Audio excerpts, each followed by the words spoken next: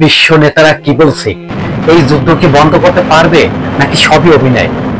আসলে বিশ্ব নেতারা বলছে যুদ্ধ ফিলিস্তিনের বন্ধ হয়ে যাবে।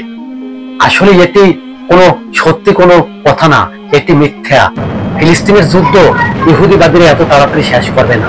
এই ফিলিস্তিন যেতে পুরোটা ধ্বংস না হবে অতদিনে এই ফিলিস্তিন ইহুদিরা যুদ্ধ কার্যকর রাখবে। ইহুদিরা যেটা বলে ওইটাই কিন্তু করে না, কারণ ইহুদিরা ওরা হলে বিধর্ম। ওরা এমন ভাবে কথা বলবে আপনি বুঝবেন যে ওরা আসলে ওদের ধর্মের উপরে আর কোনো ধর্ম নাই। কিন্তু না, এটি গুজব, এটি মিথ্যা, এটি প্রতারণা।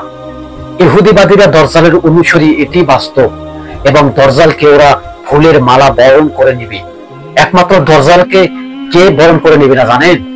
যারা ইমানদার, যারা আল্লাহউল্লাহ লোক, তারা কোনোদিন দরজালকে গ্রহণ করে নেবে না এবং দরজালের কোনো কথা শুনবে না। যখনই দরজালের কথা যে না শুনবে তাকে পৃথিবীর থেকে সরিয়ে দেওয়া হবে। এখন পৃথিবী ওদিকেই যাইতে আছে। দরজাল মানে কি? দরজাল একটা মানুষ, সে আপনার মতো আমার মতো একটা মানুষ। তার একটি চোখ কানা থাকবে এবং একটি চোখে সে দেখবে না।